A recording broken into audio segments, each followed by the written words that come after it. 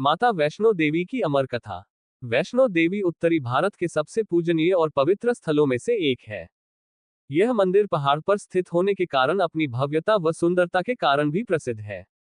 वैष्णो देवी भी ऐसे ही स्थानों में एक है जिसे माता का निवास स्थान माना जाता है। मंदिर 5200 फीट की ऊंचाई और कटरा से लगभग 14 किलोमीटर की दूरी पर स्थित है। हर साल लाखों तीर्थ यात्री मंदिर के दर्शन करते हैं। ये भारत में तिरुमला वेंकटेश्वर मंदिर के बाद दूसरा सर्वाधिक देखा जाने वाला धार्मिक तीर्थ स्थल है। वैसे तो माता वैष्णो देवी के संबंध में कई पौराणिक कथाएं प्रचलित हैं, लेकिन मुख्य दो कथाएं अधिक प्रचलित हैं। माता वैष्णो देवी की प्रथम कथा। मान्यतानुसार एक बार पहाड़ों वाली माता ने अपने एक परम भक्त पंडित श्रीधर की भक्ति से प्रसन्न होकर उसकी लाज बचाई और पूरे सृष्टि को अपने अस्तित्व का प्रमाण दिया। वर्तमान कटरा कस्बे से 2 किमी की दूरी पर स्थित हसाली गांव में मां वैष्णवी के परम भक्त श्रीधर रहते थे। वह निसंतान होने से दुखी रहते थे। एक दिन उन्होंने नवरात्रि पूजन के लिए कुंवारी कन्याओं को बुलवाया। मां वैष्णो कन्या वेश में उन्हीं के बीच आ बैठी। पूजन के बाद सभी कन्याएं तो चली गई, पर मां वैष्णो देवी वहीं रही और श्रीधर से बोली, सबको अपने घर भंडारे का निमंत्रण दे आओ। श्रीधर ने उस दिव्य कन्या की बात मान ली और आसपास के गांवों में भंडारे का संदेश पहुंचा दिया। वहां से लौटकर आते समय गुरु गोरखनाथ व उनके शिष्य बाबा भैरवनाथ जी के साथ उनके दूसरे शिष्यों को भी भोजन का निमंत्रण दिया। भोजन का निमंत्रण पाकर सभी गांववासी अचंभित थे कि वह कौन सी कन्या है जो इतने सारे लोगों को भोजन करवाना चाहती है। इसके बाद श्रीधर के घर में अनेक गांववासी आकर भोजन के लिए एकत्रित हुए। तब कन्या रूपी मां वैष्णो देवी ने एक विचित्र पात्र से सभी को भोजन परोसना शुरू किया।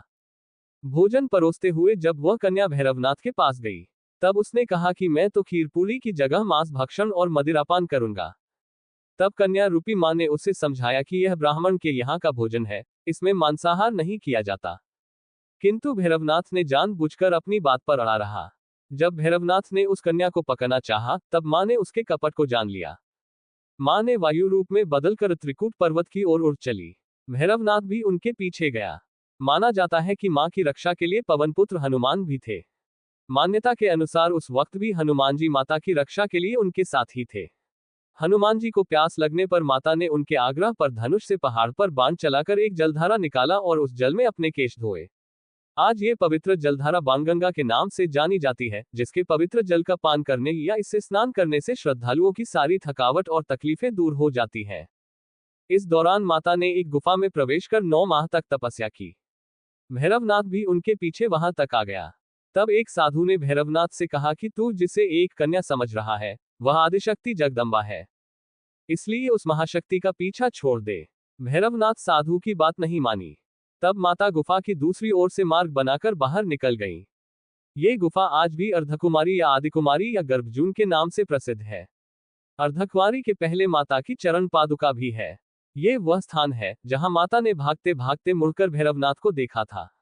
गुफा से बाहर निकलकर कन्या ने देवी का रूप धारण किया। माता ने भैरवनाथ को चेताया और वापस जाने को कहा, फिर भी वह नहीं माना। माता गुफा के भीतर चली गई। तब माता की रक्षा के लिए हनुमान जी ने गुफा के बाहर भैरव से युद्ध किया। भैरव ने फिर भी हार नहीं मानी। जब वीर हनुमान निढाल होने लगे, तब माता वैष्णवी ने महाकाली का रूप लेकर भैरवनाथ का संहार कर दिया। भैरवनाथ का सिर कटकर भवन से 8 किलोमीटर दूर त्रिकूट पर्वत की भैरव घाटी में गिरा। उस स्थान को भैरवनाथ के मंदिर के नाम से जाना जाता है।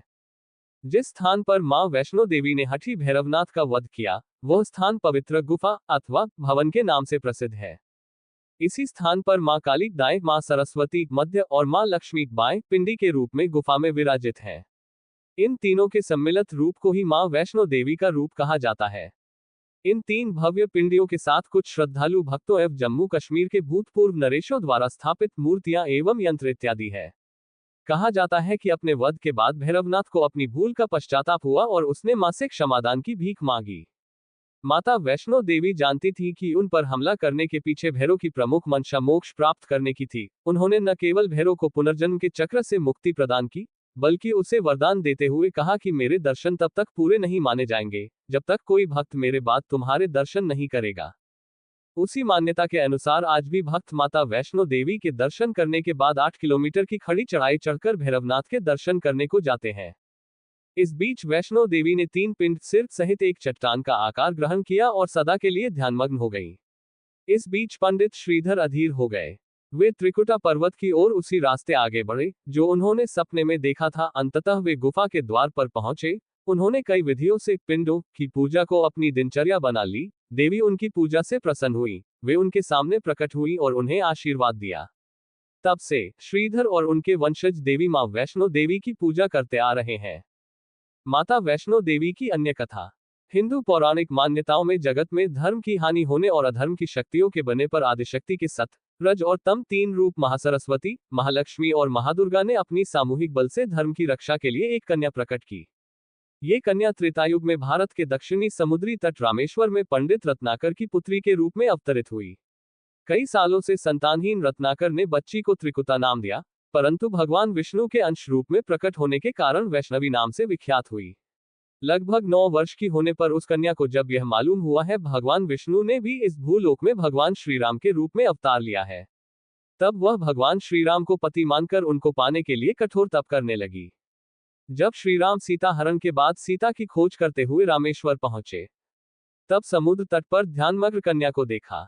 उस कन्या ने भगवान श्रीराम से उसे पत्नी के रूप में स्वीकार करने को कहा। भगवान श्रीराम ने उस कन्या से कहा कि उन्होंने इस जन्म में सीता से विवाह कर एक पत्नीव्रत का प्रण लिया है, किंतु कलियुग में मैं कल की अवतार लूंगा और तुम्हें अपनी पत्नी रूप में स्वीकार करूंगा। उस समय तक तुम हिमालय स्थित त्रिकूट पर्वत की श्रेणी में जाकर तप करो और भक्तों के कष्ट और दुखों का नाश कर जगत कल्याण करती रहो। जब श्री राम ने रावण के विरुद्ध विजय प्राप्त किया तब मां ने नवरात्र मनाने का निर्णय लिया।